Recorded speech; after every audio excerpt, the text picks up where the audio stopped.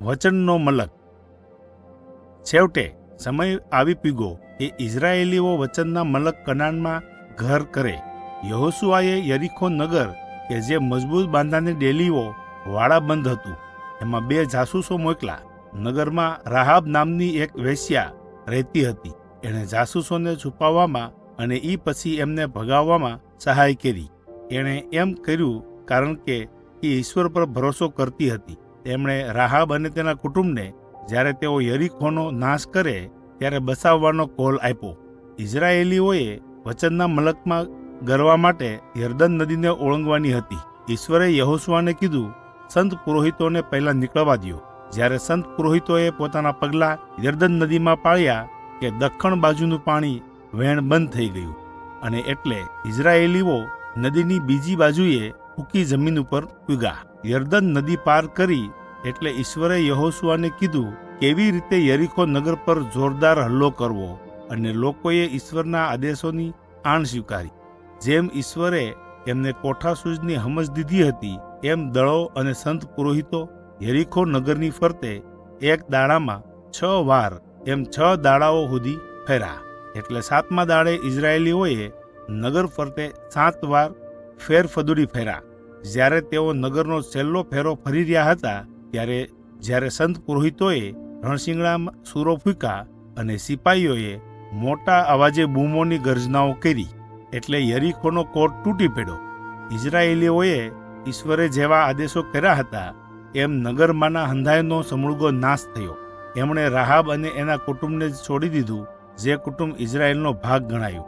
જ્યારે બીજા લોકો કે જેઓ કનાનમાં વસતા હતા એમણે સાંભળ્યું કે ઇઝરાયેલીઓએ યરીખોને ધૂળ ભેગું કરી દીધું છે, ત્યારે એમને ભય લાગ્યો કે ઇઝરાયેલીઓ એમના પર પણ ધીંગાણું કરશે. તો ઈશ્વરે ઇઝરાયેલીઓને આજ્ઞા આપતા કીધું કે એમને કનાનમાંથી કોઈ પણ પ્રદેશની જાતિ વર્ણ હારે સંધિ કરવી નહીં, પરંતુ કનાનીઓની એક દેશ જાતિ કે જેઓ ગિબિયોનથી ઓળખાતા હતા, એમણે યહોશુઆને ખોટું કીધું કે તેઓ કનાનથી ખૂબ જ આઘા વસે છે.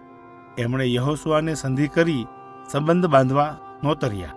યહોશુઆ અને ઇઝરાયેલી પ્રજાએ આ બાબતે ઈશ્વરની પૂછપરછ કરી નહોતી કે ગિબિયોનો ખરેખર ક્યાંના રહેવાસી છે. માટે યહોશુઆએ એમની સાથે શાંતિ સંધિ કરાર કર્યા. ઇઝરાયેલીઓએ જ્યારે જાણ્યું કે ગિબિયોનીઓએ એમને છળ્યા છે ત્યારે તેઓ ઘણા ગુસ્સે ભરાણા, પરંતુ એમ છતાં એમણે સંધિ કરાર શરૂ રાખ્યા, કારણ કે ઈશ્વર આગળનું વચન હતું. થોડા સમય પછી કનાન મલકની બીજી જાતિ અમોરીઓએ સાંભળ્યું કે ગિબિયોનીઓએ ઇઝરાયેલ પર સંધિ કરી, એટલે એમણે પોતાનું એક દળ બનાવી એની સેના કરીને ગિબિયોન પર હલ્લો કરી દીધો. ગિબિયોનીઓએ યહોશુઆ ઉપર મદદ સહાયને માટે સંદેશ કેવડાવ્યો, એટલે યહોશુઆએ ઇઝરાયેલની સેનાને એકઠી કરી. એમણે ગિબિયોન પૂગવાને માટે આખી રાત પગપાળા કરી. વહેલી પહોરે એમણે અમોરી સેનાને અચંબિત કર્યો તો હેલ્લો કર્યો. એ દહાડે ઈશ્વર ઇઝરાયેલ હાટું ધીંગાણે છેડ્યો, એટલે અમોરીઓને દાંત ખાટા કરી દીધા. એમાંય પાછા મોટા કરા વરસાવ્યા, એટલે ઘણા અમોરીઓનો દાંત વળી ગયો. ઈશ્વરે સૂરજને પણ આબમાં એક ખૂણે અટકાવી રાખ્યો, એટલે ઇઝરાયેલી પાસે અમોરીઓને સમૂળગો નાશ કરી ધૂળ ચાટતા કરવાનો કાળ રહે. એ દહાડે ઈશ્વરે ઇઝરાયેલ માટે મહા મોટો વિજય મેળવ્યો.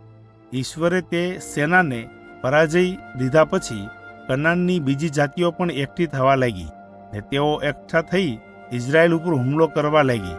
યહોશુઆ અને ઇઝરાયેલીઓએ એમના ઉપર હલ્લો કરીને એમને ભોય ભેગા કર્યા.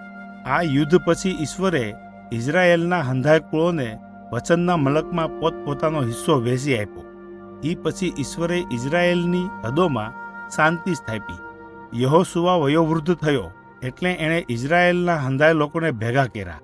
એ સમયે યહોશુઆએ ઈશ્વરે સિનાઈ ગઢમાં એમની સાથે કરેલા કોલ કરારને પાળવાની જે શરતો હતી એ એમને સ્મરણમાં લેવડાવી. લોકોએ પણ ઈશ્વરના વિશ્વાસમાં અડીખમ રહેવાનું અને એના આદેશોને પાળવાનું વચન દીધું. બાઇબલની વાર્તા યહોશુઆ 1-24.